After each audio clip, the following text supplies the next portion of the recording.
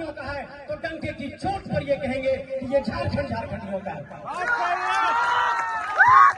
इसलिए हम लोगों ने ये प्रण लिया है कि लोकसभा चुनाव में जो प्रदर्शन बेहतर तौर पर हम लोगों ने झारखंड की धरती में दिखाया, आने वाले वक्त में झारखंड के विधानसभा चुनाव में एक बेहतर चुनौती पेश करते हुए हम लोग समाधान का रास्ता देंगे। संक्षेप में आप लोगों को मुद्दों की बात समझा देता हूं, कोई ये ना समझे कि आप लोग अपने स्पीच में बाहरी भीतरी की बात करते हैं, मुद्दे की बात नहीं करते हैं।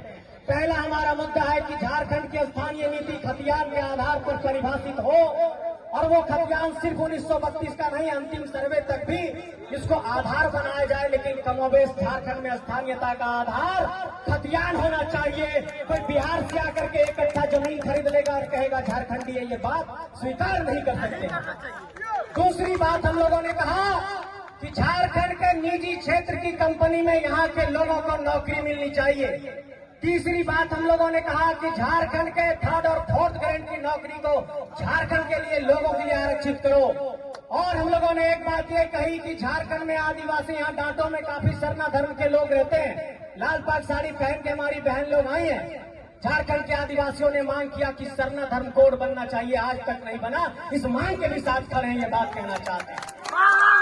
झारखंड में एसटी, एससी, ओबीसी और ईडब्ल्यूएस को मिलाकर के 77% का रिजर्वेशन होना चाहिए, ये भी नहीं मिला। बिहार में 75% का रिजर्वेशन लागू हुआ।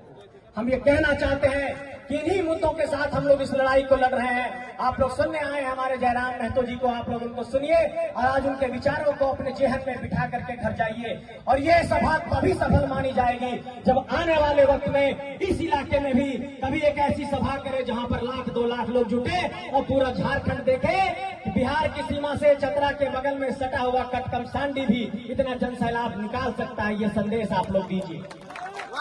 जेबी केसेस जो ऑर्गेनाइजेशन है, जो जेबी केसेस संगठन है, ये संगठन आज की तारीख में भारतीय राजनीति में सबसे बड़ा शोध का विषय बना हुआ है, रिसर्च का विषय बना हुआ है कि बिना पैसे के, बिना पूंजी के ये जनसैलाब कहां से आता है।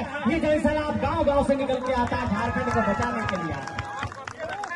मेरे साथियों, आपको ये जानकर आश्चर्य होगा कि 2024 के लोकसभा के चुनाव में 8,000 प्रत्याशियों ने नामांकन किया और 8,000 प्रत्याशी में जो निर्दलीय प्रत्याशी के तौर पर चुनाव लड़े, जो कभी सांसद नहीं रहे, जो कभी विधायक नहीं रहे, जो कभी मुखिया नहीं रहे, जो कभी वार्ड सदस्य नहीं रहे, जिनकी उम्र 30 साल है, उस 8,000 प्रत्याशी में सबसे अधिक वोट पाने वाले प्रत्याशी टाइगर जयराम महतो हैं।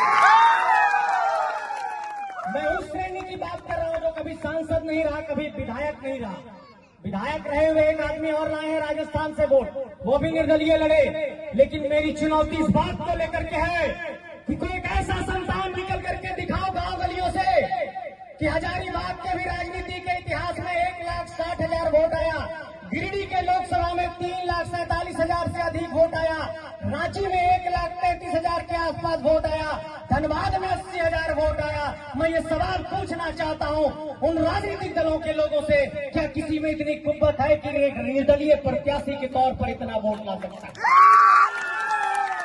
मैं ये कहना चाहता हूं आप सबसे, ये एक बदलाव की आवाज है और लोग ये पूछते हैं कि तुम लोग इतना भीड़ जुटाते हो, समाधान का रास्ता क्या है? मैं आपको ये बताना चाहता हूं कि जो विचारधारा जो झारखंड में जेबी केसेस ने दिया है, उसमें समाधान का भी रास्ता है। आप जब जयराम महतो जी के स्पीच को सुनते होंगे तो उसमें 4 बात आप प्रमुख तौर पर सुनाई पड़ता होगा। वो पहली बात करते हैं जमीन की बात कि हमारी जमीन को लिया, उद्योग लगाया, हमारे लोग विस्थापित हुए, पुनर्वास नहीं मिला। दूसरी बात वो कहते हैं नियोजन की बात, झारखंडियों को यहाँ की कंपनियों में नियोजन नहीं मिला।